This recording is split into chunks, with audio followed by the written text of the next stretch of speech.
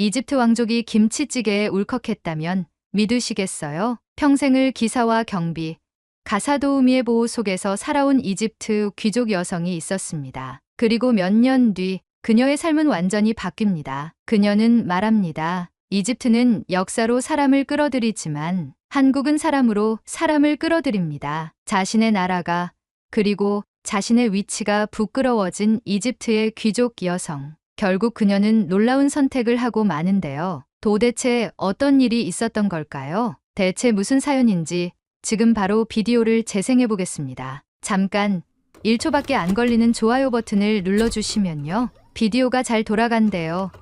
좋아요는 무료잖아요. 안녕하세요. 저는 이집트의 수도 카이로에서 태어나 자란 라이라 하산이라고 합니다. 제 이름만 들으셨을 땐 흔한 중동 여성 이름이라 느끼셨을지 모르겠지만 사실 저는 이집트 내에서도 다소 특이한 배경을 가지고 있습니다. 저희 집안은 대대로 이어져 온 귀족 가문이자 왕실 직계는 아니지만 과거 무함마드 알리 왕조 시절부터 군과 행정을 오가며 나라를 섬겨온 이른바 왕족 출신 가문으로 불리는 집안이었습니다. 저희 집엔 전담 기사인 살림 바크르, 가사도우미 누르 자흐라, 그리고 대문을 지키는 경비원까지 있었습니다. 아침에 일어나면 자흐라 아주머니가 챙겨준 차와 과일이 제 방으로 들어왔고 제가 외출이라도 하면 살림이 직접 차를 몰고 저를 모셔다 주곤 했습니다. 이런 일상이 이집트에선 특권이라기보다 당연함으로 받아들여졌습니다. 저의 아버지 카심 하산은 이집트 정부의 국가 경제 자문을 맡아오신 분입니다. 한때는 재무 관련 부처에서 일하시다가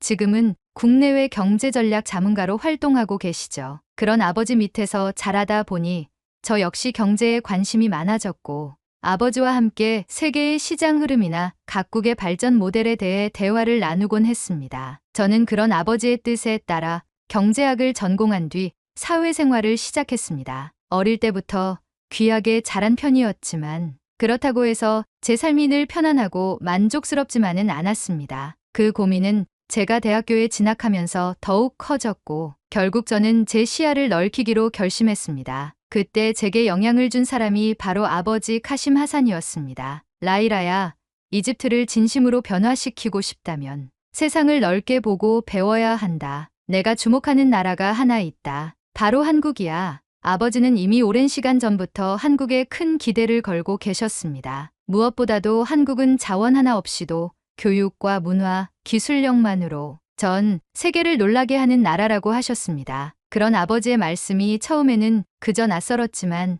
아버지의 말씀을 곰곰이 생각해 보았죠. 아버지의 말씀은 늘 깊이 있고 신중하셨기에 한국 유학이라는 단어는 저에게 현실적인 방향이 되어 주었습니다. 저는 그날 이후 한국이라는 나라를 새롭게 바라보게 되었습니다. 한류 문화는 이미 세계를 뒤흔들고 있었고 작고 자원이 부족한 나라가 어떻게 이렇게 빠른 성장과 글로벌 영향력을 끌어냈는지 궁금하고 또 경이로웠습니다. 그 무렵 저는 한국 유학을 결심하게 되었습니다. 전공은 당연히 아버지를 따라 국제경제학으로 정했고 그리고 마침내 저는 서울에 있는 중앙대학교의 교환학생 프로그램을 통해 한국 유학을 떠날 기회를 얻었습니다. 전공은 아버지를 따라 국제경제학을 선택했죠. 그런데 솔직히 말씀드리자면 카이로 국제공항에서 비행기를 타고 인천공항에 첫 발을 내디딘 순간부터 저는 매 순간 문화 충격을 맞았습니다. 먼저 공항에서 택시를 탔어요. 기사분이 무언가 빠르게 말씀하시는데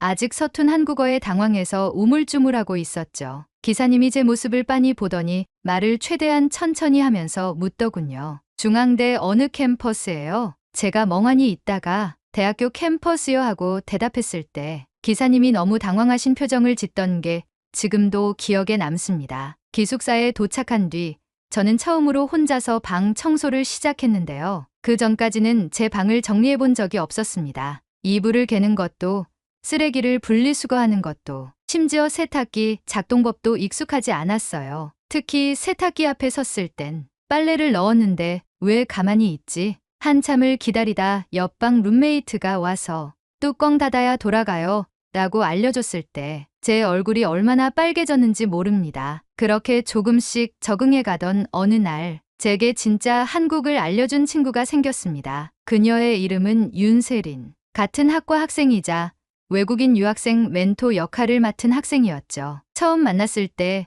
세리는 천천히 한국어로 말하며 제 눈치를 살폈고 제가 고개를 갸웃거리자 바로 영어로 바꿔서 편하게 말해도 돼요. 제가 도와드릴게요. 라고 말해줬습니다. 그 말에 갑자기 마음이 확 놓였어요. 그리고 그날부터 우리는 거의 매일 함께 다녔습니다. 가장 기억에 남는 장면이 있어요. 세린이랑 처음으로 분식집에 갔던 날, 떡볶이를 한 입 먹고 저는 진심으로 눈물이 핑 돌았습니다. 너무 매워서요. 진짜 이건 고문에 가까웠습니다. 물을 연거푸 마시며 헉헉대고 있으니 세린이 웃으며 이건 워밍업이야. 김치찌개는 훨씬 부드러워. 우리 엄마표 김치찌개는 세상에서 제일 맛있어. 다음에 꼭 초대할게. 그 말을 들으며 저는 처음으로 누군가의 집에 초대된 외국인이라는 기분이 들었고 그 말만으로도 가슴이 이상하게 따뜻해졌습니다. 한국에서의 유학 생활은 저를 성장시킨 시간이자 제가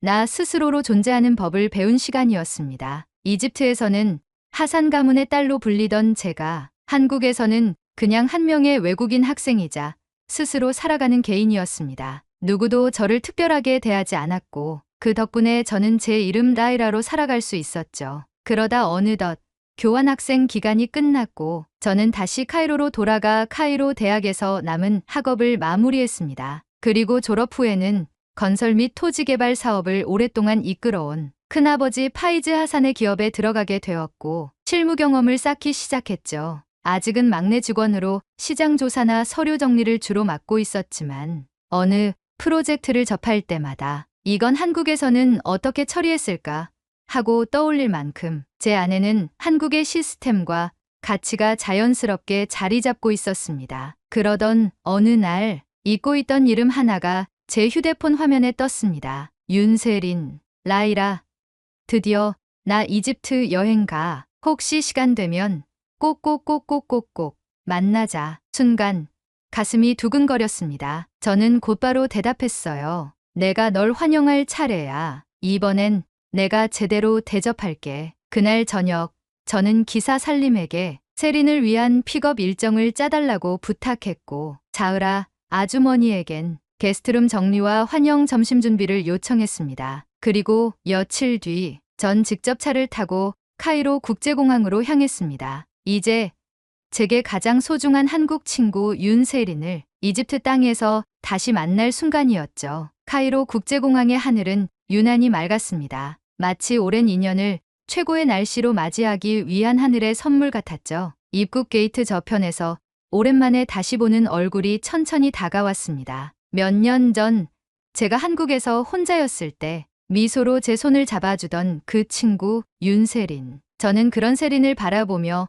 한글로 적힌 피켓을 들고 소리쳤습니다. 세린, 이집트에 온 걸 환영해. 세린은 마스크를 내리며 라이라, 진짜다 진짜 너다 하고 소리치더니 제 품에 안겼습니다. 세린은 제가 들고 있는 피켓을 쳐다보며 웃었고 글씨가 삐딱하다고 놀렸습니다. 가볍게 툭 치는 어깨와 진한 포옹, 서로 손뼉을 치며 웃음꽃을 피우던 그때 그 순간 저는 한국의 공기가 제게 건너온 것 같은 착각이 들었어요. 익숙한 온기, 잊을 수 없는 말투, 그리고 저를 아무 조건 없이 그냥 라이라로 불러주던 사람. 공항 앞에 대기하고 있던 기사 살림 바크르가 세린의 캐리어를 받아들었고 고지어 대형 세단 뒷좌석 문을 열어주었습니다. 세린은 순간 멈칫하더니 저를 바라봤습니다. 혹시 이 차 내 거야? 아니, 집 차야. 그냥 탈 수 있는 사람이 나뿐이긴 해. 세린이 입을 반쯤 벌리고 어정쩡하게 웃었습니다. 오,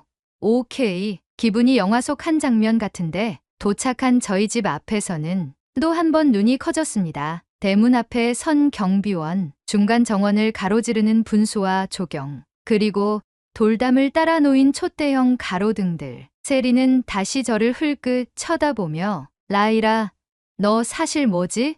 공주야? 하고 속삭였고 저는 피식 웃으며 그냥 좋은 가문에서 태어났어. 그래도 너와 별반 다를 것 없는 사람이야. 거리감 두지 마잉. 하고 대답했습니다. 현관에 도착했을 때 가사도우미 누르 자흐라가 밝은 얼굴로 인사를 건넸고 세린의 캐리어를 받아 손수 게스트룸으로 옮겨주었습니다. 그 모든 장면이 세린에게는 익숙지 않은 문화였겠지만 다행히 그녀는 웃으며 받아들였습니다. 점심 식사 자리에서 이집트 전통 양고기 스튜와 신선한 과일들이 차려졌고 세린은 두 손을 가지런히 모은 채 이건 뭐 하나 작품 같아. 나 지금 진짜 환대받고 있어. 하고 감탄했습니다. 식사를 마친 후 저는 물었습니다. 어디 제일 가고 싶어?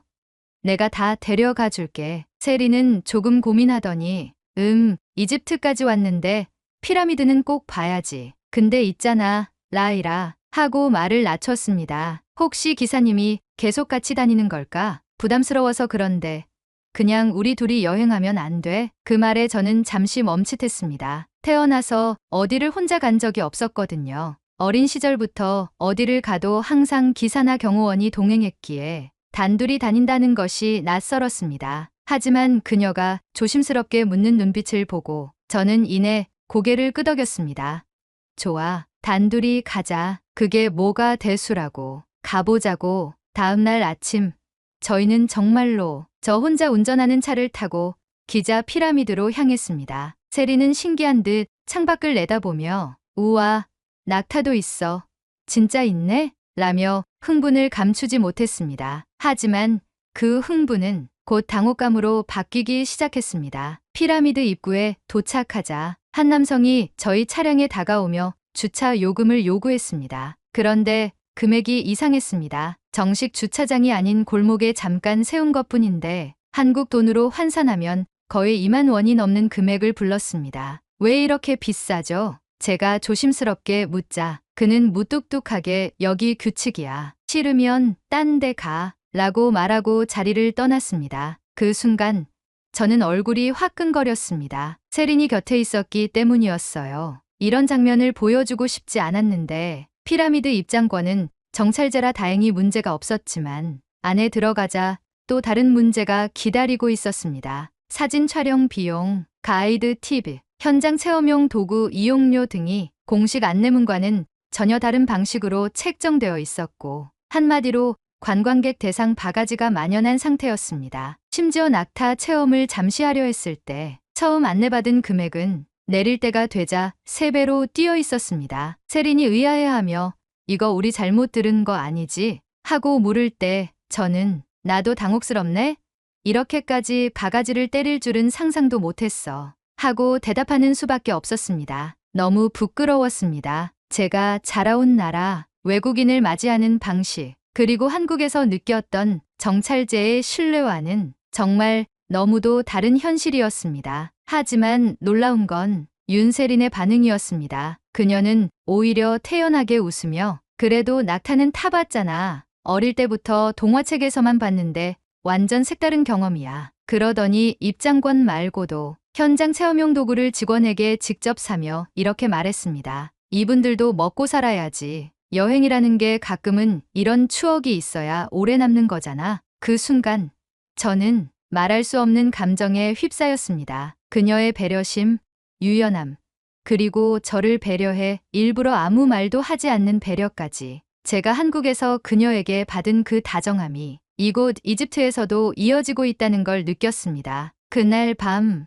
우리는 작은 현지 식당에서 이집트 전통 디저트인 우무알리를 나눠 먹으며 소박하게 하루를 마무리했습니다. 세린은 창밖으로 보이는 어둑한 피라미드 실루엣을 바라보며 야경 진짜 멋지다 라이라. 고마워. 오늘 하루 정말 특별했어. 하고 말했습니다. 그녀의 말에 저는 고개를 돌려 그녀의 눈을 바라봤습니다. 그리고 속으로 조용히 다짐했어요. 오늘 이런 이집트의 민낯을 부끄러움으로만 끝내선 안 돼. 이건 분명히 바뀌어야 하는 거야. 심각한 문제로 인식하자. 세린의 따뜻한 마음씨로 인해 그녀와 함께하는 이집트 투어는 잘 마무리되었습니다. 세린이 이집트를 떠날 때 저를 꼭 안아주며 정말 행복한 순간이었어 라고 말하는 그녀에게 저도 모르게 감동했습니다. 그녀가 비행기를 타고 떠난 뒤에도 저는 자주 그녀와 연락을 주고받았습니다. 카이로에서의 여행을 계속 얘기하며 잊지 못할 특별한 시간이었다고 말하던 그녀의 문자에 저는 아직도 마음 한구석이 무거웠습니다. 정말 즐거웠을까?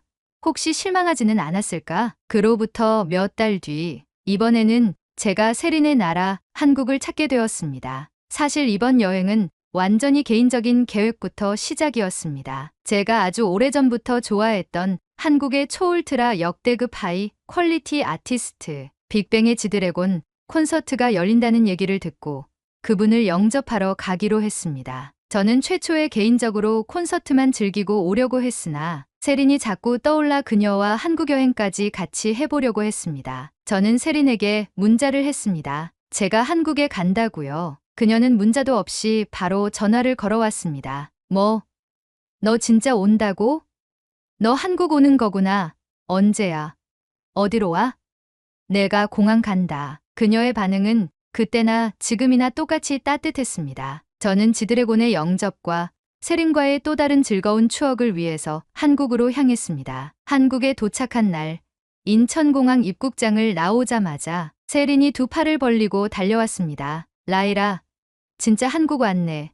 그때처럼 반대 상황이네 이제. 서로 껴안고 웃다 보니 그 순간 공항조차 포근한 기분이 들었습니다. 세린의 차를 타고 그녀의 집으로 이동하는 길. 한국의 도로는 정돈되어 있었고 운전자들은 경적을 울리지 않았습니다. 자동차 내비게이션에 따라 조용히 차들이 움직이는 모습을 보며 저는 한국이 여전히 배려와 질서의 나라라는 걸 느꼈습니다. 세린의 집은 서울 외곽의 아파트 단지에 위치해 있었습니다. 도착하자 저는 무심코 말했죠. 이 건물이 로제가 노래에서 말하던 한국의 아파트라는 건물이야. 세린이 빵 터지더니 맞아.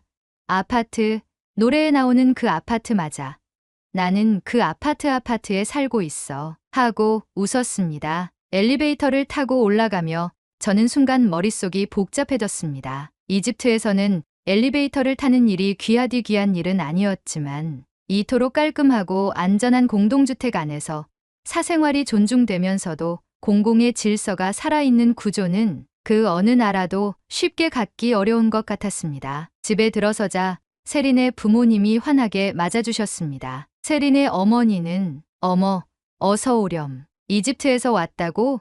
세린이가 이집트 갔을 때 엄청 자랑을 많이 하더라고. 라이라라고 했지?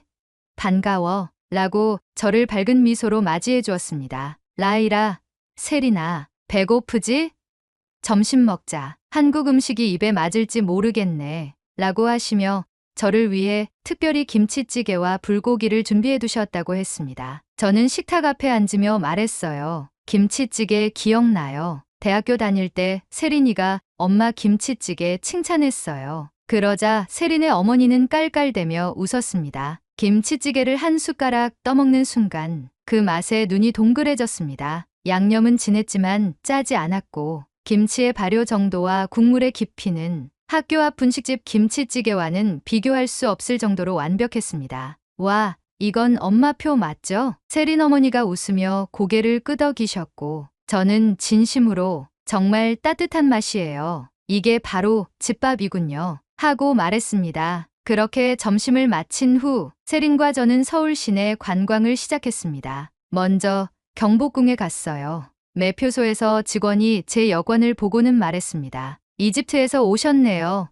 외국인 할인됩니다. 즐거운 여행 되세요. 저는 깜짝 놀랐어요. 피라미드는 외국인이라고 더 받으면 더 받으려 했지 할인을 해주진 않았잖아요. 각종 어메니티에서 바가지를 씌우던 이집트 상인들이 떠오르며 얼굴이 붉어졌습니다. 다음은 인사동으로 향했습니다. 거리는 조용했어요. 이집트 시장처럼 호객 행위도 없고 물건들엔 가격이 다 붙어 있었습니다. 누가 다가오지도 않고 그냥 조용히 구경할 수 있었어요. 너무 편안했죠. 세린이 한국어로 도장을 한번 만들어 보자고 해서 작은 도장 가게에 들어갔어요. 도장을 주문하자 사장님은 제 이름의 발음을 여러 번 확인하며 정성껏 새겨주셨습니다. 그리고 도장을 담을 수 있는 주머니를 함께 주셨습니다. 이건 서비스예요. 거기서 끝이 아니었어요. 한국의 전통 문양이 새겨진 키링도 하나 더 건네주시며 한국 방문 기념으로 하나 드릴게요. 저는 너무 놀랐어요.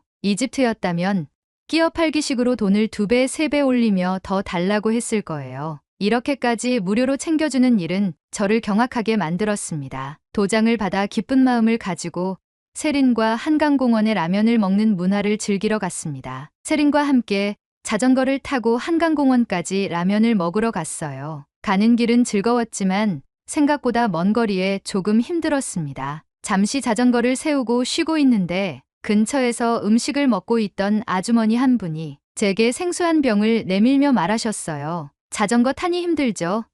목마르실 것 같은데 이거 마셔요. 그 순간 목보다 가슴이 더 뜨거워졌습니다. 작은 생수 한 병 안에 담긴 배려가 제겐 너무 크게 느껴졌거든요. 해가 지는 한강 노을을 바라보며 라면을 먹었습니다. 오랫동안 아무 말 없이 지는 해를 바라보다 서로의 인생샷을 남겼어요. 세린의 집으로 돌아가는 길, 지하철 안에서 저는 조용히 창밖을 바라보다가 문득 세린을 바라보며 말했어요. 세린, 나 오늘 계속 부끄러웠어. 세린은 눈을 깜빡이며 물었습니다.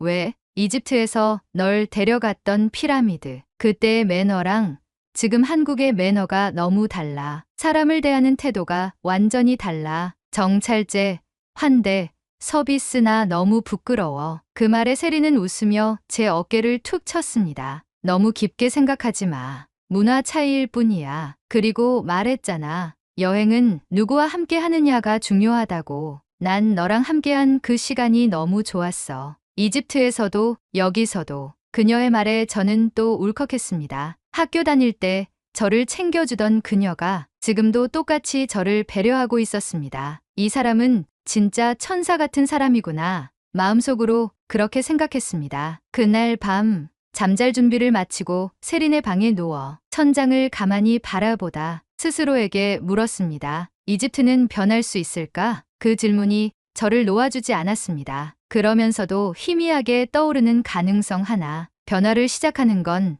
행동하는 것뿐이다. 한국에서 돌아온 날 카이로 공항의 공기는 어쩐지 무거워 보였습니다. 한강의 선선한 바람, 인사동 골목의 조용한 정취, 도장가게 사장님의 웃는 얼굴이 자꾸 떠올랐습니다. 무엇보다도 한강공원에서 생수 한 병을 내밀어준 그 아주머니의 따뜻한 눈빛이 제 머릿속에서 떠나지 않았습니다. 집에 돌아오자마자 기사 살림 바크르가 차 문을 열어주었고 가사도우미 누르 자흐라 아주머니는 편안히 다녀오셨나요? 하고 정중히 인사했습니다. 그들의 익숙한 태도가 갑자기 낯설게 느껴졌습니다. 한국에서는 모든 걸 스스로 했는데 이곳에서는 너무 많은 것이 당연히 제공되는 것으로 여겨지고 있었던 겁니다. 며칠 후 아버지 카심 하산과 함께 저녁 식사를 하던 자리에서 저는 조심스럽게 이야기를 꺼냈습니다. 아버지 한국에서 정말 많은 걸 느끼고 왔어요. 아버지는 고개를 끄덕이며 물으셨습니다. 무엇을 가장 인상 깊게 봤느냐? 저는 잠시 망설이다가 솔직히 털어놨습니다. 정찰제요. 관광지에서도 시장에서도 가격이 명확했고 외국인에게도 친절했어요. 심지어 서비스를 더 주기도 했고요. 그게 너무 부러웠어요. 그리고 부끄러웠습니다. 아버지는 스푼을 내려놓으시고 저를 바라보셨습니다. 눈빛이 진지해졌습니다. 관광은 단순한 서비스 산업이 아니란다. 그 나라의 얼굴이자 국민의 품격이지. 너의 말이 맞아. 이집트는 지금 관광에서 너무 많은 것을 놓치고 있어. 그 말씀을 듣는 순간 그동안 느꼈던 답답함이 조금씩 풀려나갔습니다. 아버지는 잠시 생각에 잠기시더니 조용히 말씀하셨습니다. 변화를 시작하려면 우선 작은 움직임이 필요해. 이건 단순히 정책이 아니라 문화의 문제니까. 그날 밤 저는 그 말을 오래 곱씹었습니다. 그리고 며칠 후 생각지도 못한 사람이 저를 찾았습니다. 큰아버지 파이즈 하산이셨습니다. 라이라, 한국에서 잘 다녀왔다며? 네, 큰아버지. 많은 걸 보고 느꼈어요. 그는 의자를 당겨 앉으며 말을 이었습니다. 내가 아는 사람 중에 관광 리조트 사업을 하는 이가 있는데 지금 새로운 프로젝트를 기획 중이야. 그런데 외국인 관광객 응대 체계나 서비스 운영 방식에 조언이 필요하대. 나는 내가 적임자라고 생각한다. 저는 잠시 숨을 멈췄습니다. 이건 단순한 일자리가 아니라 제가 느낀 것들을 실천으로 옮길 수 있는 기회였습니다. 라이라, 넌 이집트의 현실을 알고 있어. 그리고 한국이라는 좋은 본보기를 직접 경험했잖니. 지금이 기회야. 그 경험을 말로만 남기지 말고 직접 보여줘. 저는 고개를 끄덕였습니다. 네, 해볼게요. 그렇게 저는 첫 보고서를 준비하기 시작했습니다. 관광지 내 정찰제 도입 방안, 외국어 표기 시스템 개선, 관광 종사자 대상 기본 서비스 교육 구성안까지 제가 한국에서 겪었던 소소한 경험들을 이집트식으로 번역하고 해석하며 현실적인 제안으로 정리해 나갔습니다. 보고서를 작성하면서도 자꾸 떠오르는 장면이 있었습니다. 세린과 한강공원에서 자전거를 타던 날 지나치던 아주머니가 건네준 생수 한 병, 작은 마음 하나가 한 나라에 대한 인상을 바꿀 수 있다는 걸 그때 저는 처음으로 배웠습니다. 그리고